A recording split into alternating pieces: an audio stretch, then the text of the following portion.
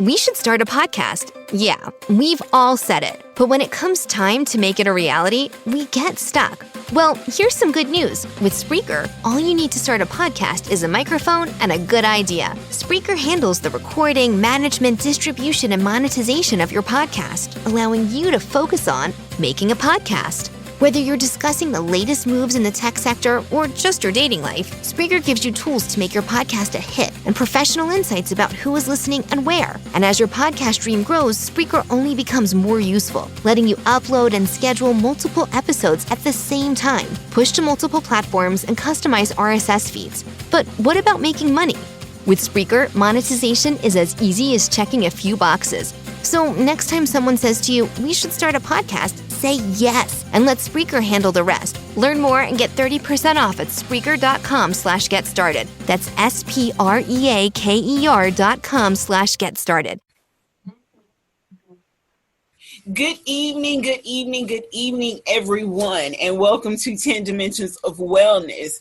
On tonight's show, we are talking about depression, domestic violence, and dependency. And our guest for the evening is the owner and the facilitator of P.O.U.R, a nonprofit out of Etta, Mississippi, Miss Missie Wilson. She's going to be coming to us live from Mississippi, and we're going to be discussing all of these topics with her in conjunction with family wellness, emotional wellness, and ways in which we can remain well emotionally throughout what's going on right now in the world, as well as just throughout the duration of our lives. So welcome to the show, Missy. How are you this evening? I am doing well. Thank you for having me. I appreciate it. Thank you for being a guest. Now, Tell us a little bit about P.O.U.R, what it is that P.O.U.R does, how you developed P.O.U.R, and what you're trying to express to your community through P.O.U.R. Yes. So P.O.U.R stands for provide, offer, uplift, and rebuild. And that's just the basis of that's what we do. And so what we do with P.O.U.R, we try to provide resources to people in our community that's dealing with maybe mental illness issues, domestic violence, teen depression, suicidal ideation, and anxiety. So I try to provide resources for them to help them better to understand what they're going through or whatever situation they're in, maybe so that we can get them the proper help that they need. So that's the first part of it. The offer is because we offer so much, you know what I'm saying, to our community. Just, we just like to be there for them for whatever they need us for. And so that's the offer part. The uplift is we go out and we do youth camps. We do seminars and conventions and things like that to uplift the youth and, even with those that's dealing with mental issues. Rebuild is our ending part. Because once we've done all of that, we've given you the tools. We've provided you with all that you need. We've taught you how to deal with coping methods and things like that. Now it's time for us to rebuild. We got to rebuild because everything that you knew and how you operated before is no longer needed. And so that ending part is where we rebuild and we pour into people. That's what we truly do. We pour into them. We stick with them to the end, no matter what it is. It's not one of those things where, hey, I'm going to send you, you go and to this organization and get help, and then I'm done. I stick with them to make sure everything is done all the way to the end. So we just want to provide, this community service to our community and, especially to the children. So it started off, Cammie, really being about the teens. The adult part of it came later as I began to see a lot of adults having some issues, and I felt, what, hey, we can help them as well. But it originally started off just for being for the teens because my story, I have a daughter. Yes, tell us your backstory. Tell us how you got started into P.O.U.R. What made you actually want to go out and do this? Yes.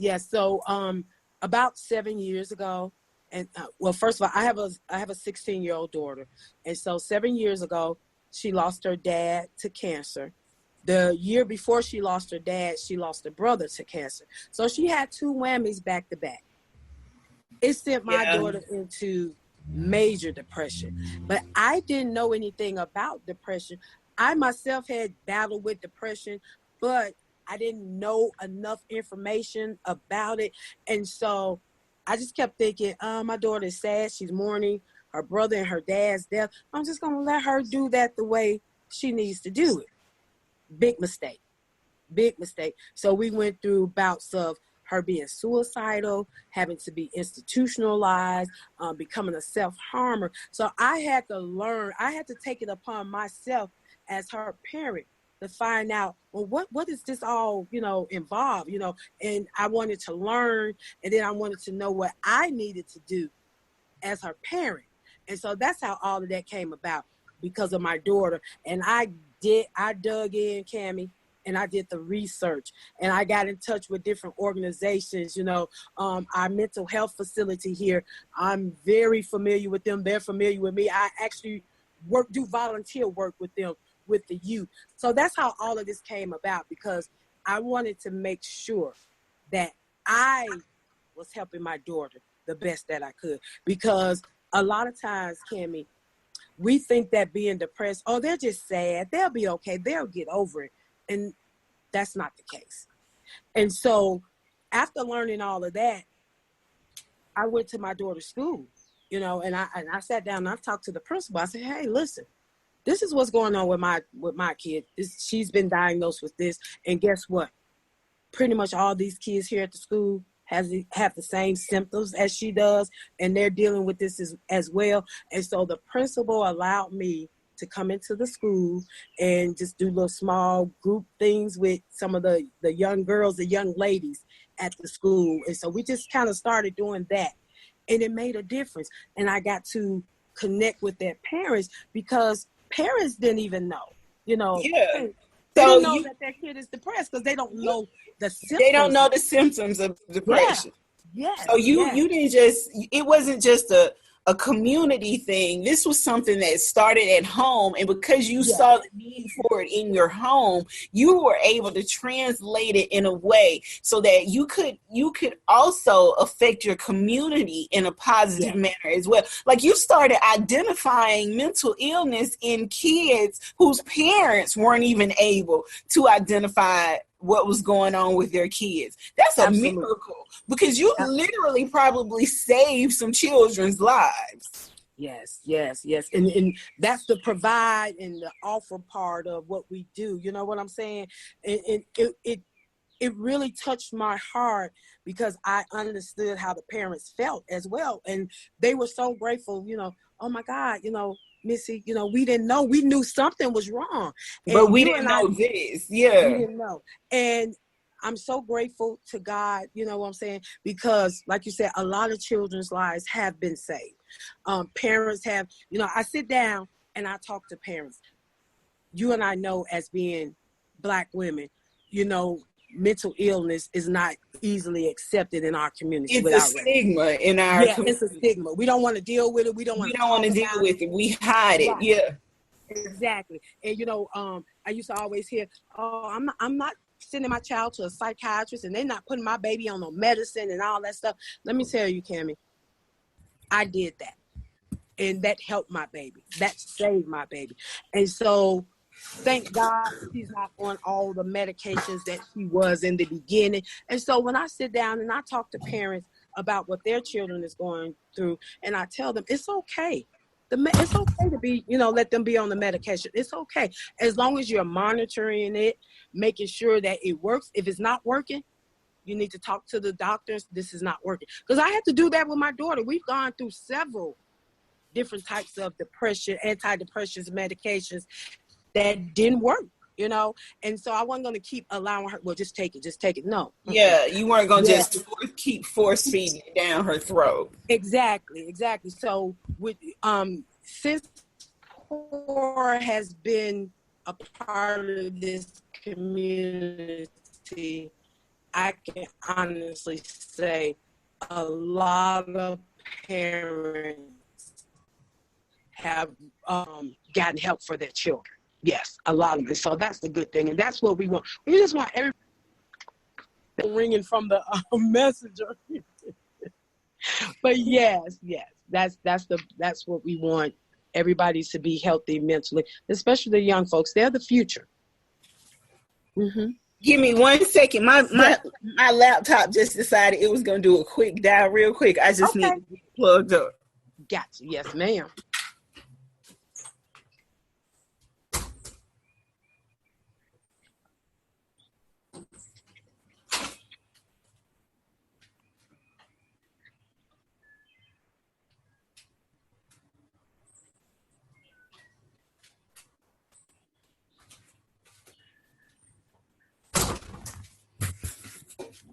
All right, this is technology, y'all, so I apologize. Hey, we know how technology goes. Okay. Yes. But let me tell you, I'm going to say this, Cammie. I remember there was one incident where my daughter had to be institutionalized, and that, well, the very first time, and that broke my heart that she had to be institutionalized. And I remember I came back home after all of that, and I was going through her phone, and she has a group chat with about 8 or 9 of her friends. Do you know every last one of those kids in that group chat, all they all talked about was suicide, self-harm, and how depressed they were.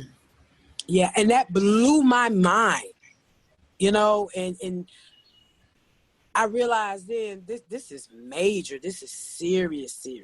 And even down to different things that they watch on the internet. There's a lot of stuff now. We're in an era where being suicidal is glorified among the youth. Yeah.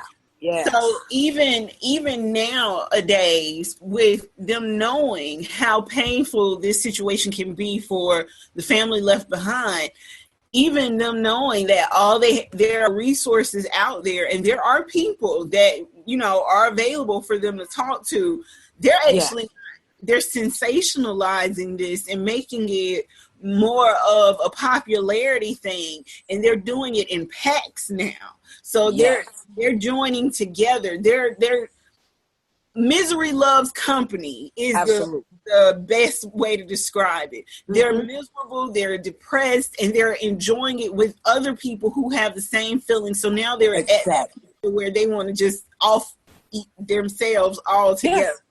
Yes. To the point where, there was, I don't know if it was an app or a game or something, or maybe a challenge my daughter was telling me about. And I think that's what it is. It's called the Kill Yourself Challenge. What, you know what I'm saying? That's really sad that's a challenge. And I said, so you're really trying to kill yourself? And she said, yeah, that's it. And then there are different, she said, Mom, there are different apps out here that promote suicide. Yeah. And so those are things that parents don't know about. You know what I'm saying? And I try to educate them on that. Follow what your child is watching, listening to. Grab their phones. You pay that phone bill. You know what I'm saying? And go to some of these sites. Because if you do, it will blow your mind. It will blow your mind. That one site, I forget what it's called, with that girl with the eyes that pop out or something. That site is so crazy. No child or teenager needs to be on that site at all. Yeah. I'm gonna need you to put together a list of these apps and sites for me so that we can post them for our listeners when we get ready to post the show, so people actually know what these sites are, and you can provide those resources to parents to be able to have so they can look out for these apps, because I'm pretty sure they're not named something obvious. So even if you see them on your kid's phone, you wouldn't really know what they were. Yes. So let's get a list of those apps and those things together so that we can just get those resources out to parents, so parents will be able to identify some of these things that their kids are being involved in, that they have on their phone and stuff like that. Now, I have a question for you. Based off of the amount of children that you see dealing with depression, how many of them actually lead, how many of those kids lead into a dependency state where they become addicted to different types of drugs or different types of lifestyles? You know, what's the percentage, or how do you see that? Do you see a lot of that happening? Yes, I do. I see a lot of that happening.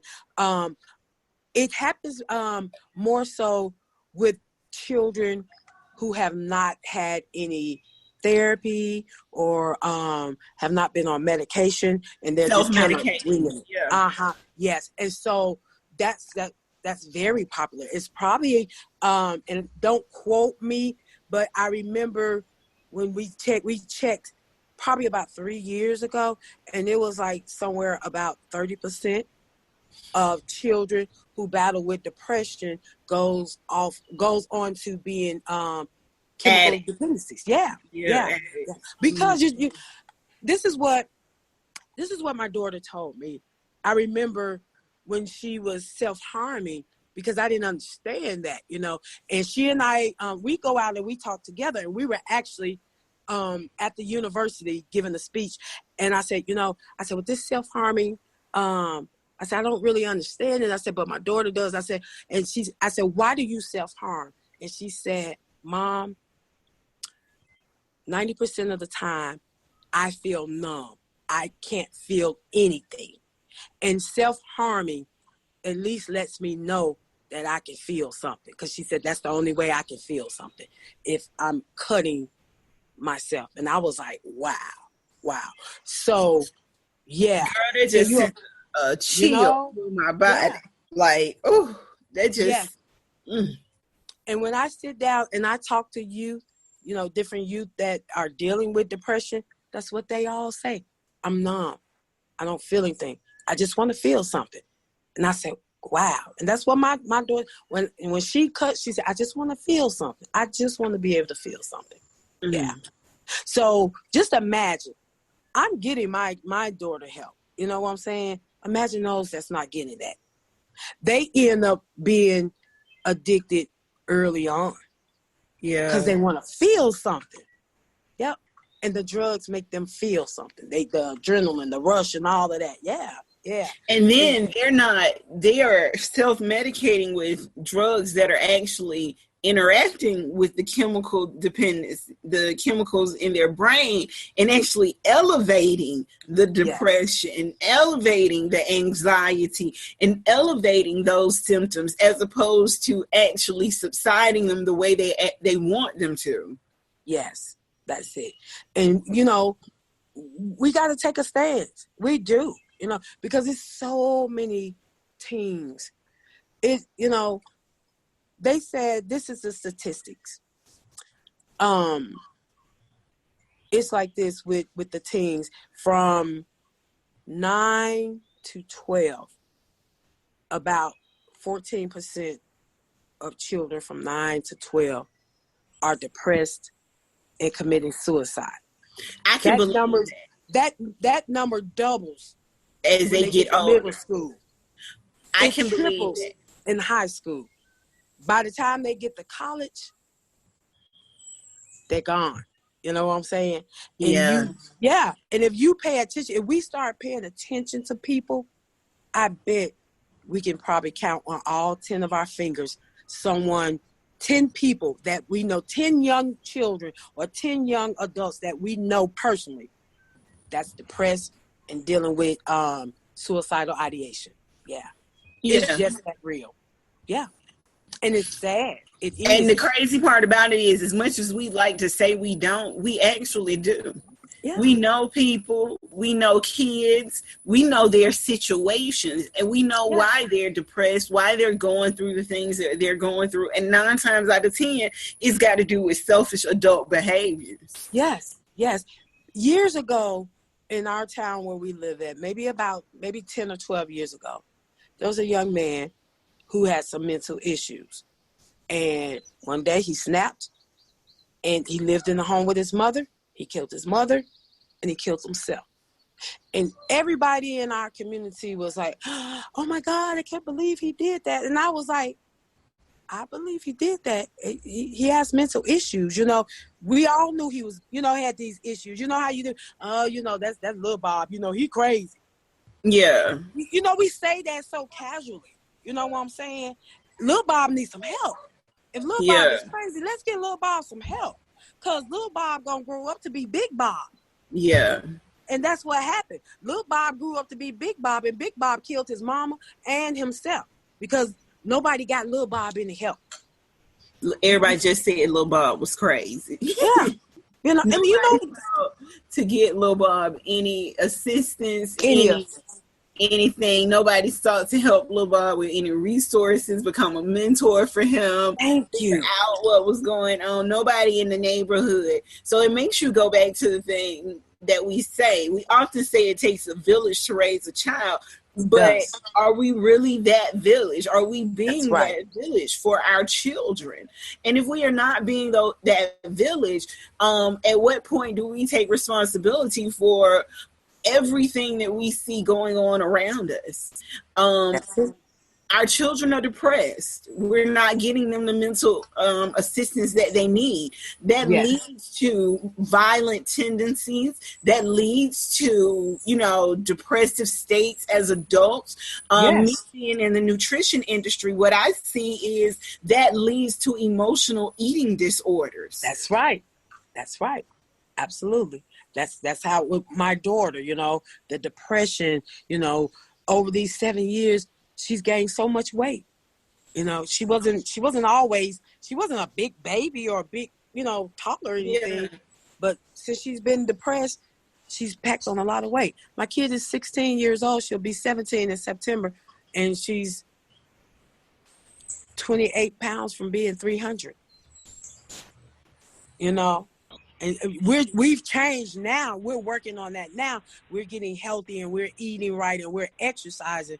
But we wasn't at first, you know what I'm saying? Yeah. And so because I thought I was doing the right thing. I'm going to let her handle it herself. We got to stop letting them handle things themselves. They're kids. I don't care if they're 15 or 5. They don't know what we know. They don't have, you know what I'm saying? The capacity, the mind. Yes. To understand it. Yeah. The life that we've had. Yeah. Yes. They don't have that. Absolutely. And I always think back, I come from a big family on my mom's side, and I grew up with all of my cousins. And I remember just so many family members, always just different people. Oh, yeah, they're a little touched, so. Well, why aren't we addressing that? Why? But we need to look at it in a different way. We don't need to address it in a mindset of it's being something negative. We need to start addressing it so we make sure that we're covering our family and say, what? Exactly. There is something wrong with that family member. Let's make sure that they go through therapy and get the resources that they need so that they can live a healthy and active life as well. Because what happens is it becomes a dependency issue for them. Not just saying addicted to drugs or behavior, but they become dependent on other family members in order to get the resources that they need to just live life comfortably. So then that becomes a self-esteem issue for them as well. It's so much that's, what I'm saying, that's tied to it. I think now, about what if I hadn't decided to take a proactive, stance with my daughter's health, with her mental wellness? What if I had to just sat back like we so often do? Where would she be now?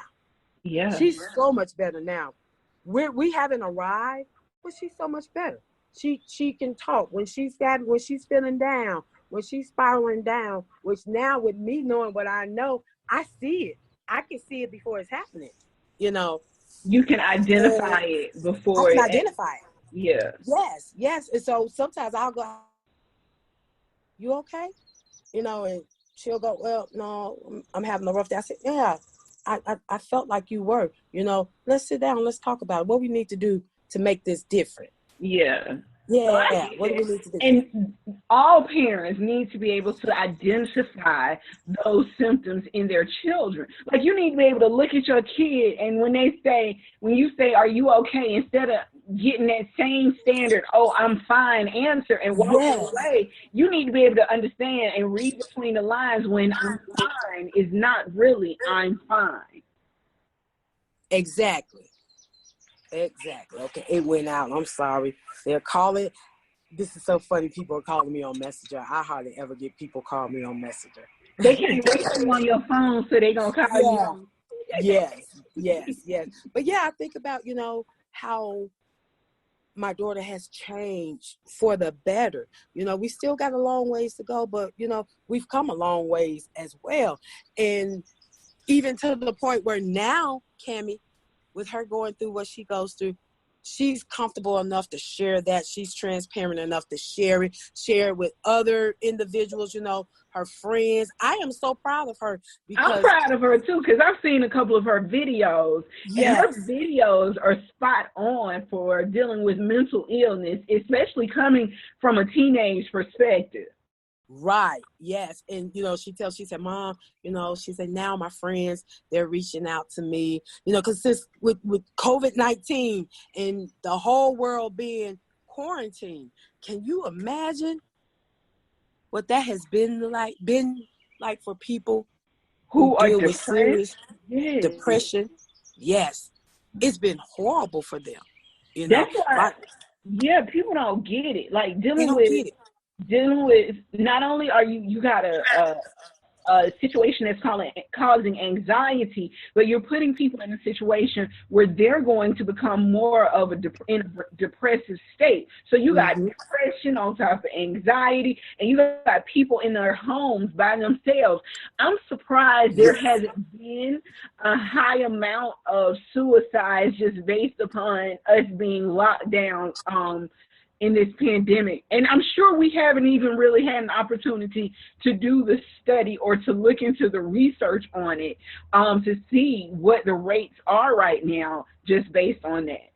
Yes. Of course, the numbers are up, but everything has been focused on COVID-19, and so it's like things like that are being kind of like swept under the rug right now. Yeah. Yeah. Oh, the suicide rate is up. It's up. Domestic violence. I did an interview on the radio about a month or so ago, and then it was up like 80% globally. Domestic violence, because you got to think about it. People are quarantined at home with their abusers. Oh, that's right. Mm-hmm. People need to think about Children, yep, we at we home don't with. we don't realize is see, this is all three of these sort of tying together. Dealing with depression, dependency, and domestic violence, especially now during this quarantine lockdown time when everybody was at home, stuck at home with their abuser, who most likely has a dependency issue, Yes. be it on drugs or alcohol, and Mm-hmm. which is causing that person, either that person is depressed or their abuser is depressed. So we're dealing with all of this in the same realm and in the same household sometimes. Right. What's crazy is you got kids dealing with this on multiple levels. They're watching their parents go through this, which is causing Yes. depression and dependency in their lives. Wow, girl, you just hit on a big one now. Yes. And so I'm telling you, the numbers are going to be off the charts.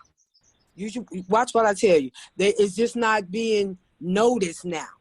No, it's not. Yes. Because it's been a lot. I've had, just during the quarantine. Oh goodness. The quarantine started in March. So from March up until probably maybe 2 weeks ago, I've had anywhere from 30 to 50 domestic calls. Because I also, like I said, with P.O.U.R, I provide a hotline. Yes, Resources for domestic violence. exactly. And I give my personal number out to people, because I want them to be able to, always have contact with me. I give them the toll-free number, but when everything that was going on, we didn't have anybody to work those numbers. And so there were women calling me throughout the day and night, oh my God, Missy, what am I going to do? He's here every day and I'm afraid, we're nervous. The kids are here. What do we do? We're locked in with our abuser 24/7 now. At least before that, they can get out and go to work. The kids got to go to school, but that all got shut down. Women were literally scared. There was a lot going on. And only thing I could, I would tell them, listen, I know you shouldn't have to walk on eggshells in your own home, but that's what you're going to have to do. Yeah, and there were no shelters available. There were shelters. There were shelters that were available. Some of them stayed open, not all of them, but they had to leave some of them open because it was considered an essential business. But they didn't have enough staff to cover all of them. So yeah, the shelters were limited. But those who needed help, they could get help. That was available. Yes. So yeah. So it's a lot, that goes up under this umbrella, Cammie. Yeah. Yes. I see that. Well, you have to tell us how we can support your organization. Let people know where it is that you guys are located, how they can get in touch with you, and how they can show their support to P.O.U.R. Yes. Well, we're located right now in Etta, Mississippi, and everything that we do now, we do it ourselves. We no grants, no, none of that is going on. And so if people want to make monetary donations, they can do that, or just whatever they want to provide. If they want to provide things for children, because that's another thing that we've been doing. Well, and I say we, so let me tell you, P.O.U.R. is me. There's no we in P.O.U.R. P.O.U.R. is me even during this time. Because listen, think about this. A lot of kids counted on those meals that they were getting at school. That's right. When everything shut down, those kids still needed to eat. We collected canned goods. There were foods, there were different organizations that gave away free food. And yes, I needed it, but those children needed it more. So we made sure that, what I'm saying, we took canned goods, sacks of canned goods and fresh fruits and vegetables, and we dropped it off anonymously. Yeah, just left it on, and so things like that help us, people want, because more than anything, they need to be fed and taken care of. So whatever way people want to support this cause, I am appreciative of that. Well, by the time we post this show to air, I'm going to go ahead and post Missie's Cash App on our site as well as the show's platform. So those of you who are out there listening, you'll be able to donate finances to P.O.U.R. Also, if you're watching this via YouTube, at the end of roll credits, I'll go ahead and post her information as well so you guys can donate. Like she said, she's doing anonymous food drop-offs. She's helping with domestic violence situations. She's setting up resources for depressed teens. So any ways you can help, anyway, if you're close to Etta, Mississippi, if you're out there in that region and you want to volunteer, you can get in touch with Missy. I'll make sure you know how to do that. We'll also post her social media pages so that you can follow her as well. Missy, we really appreciate you being on the 10 Dimensions of Wellness today. The information and the insight that you have provided to us by way of just emotional wellness for children, talking about dependency and domestic violence and resources and ways that we can help each other. I'm just so grateful for the information and so grateful for you blessing us with your spirit of kindness and awesomeness. Yes. Thank you so much again. You guys, thank you for listening to the 10 Dimensions of Wellness. We will be back next week with another special guest. So again, just be well, be healthy, eat clean, and live right. Much love, peace, and blessings to you all, and have a great evening. Yes.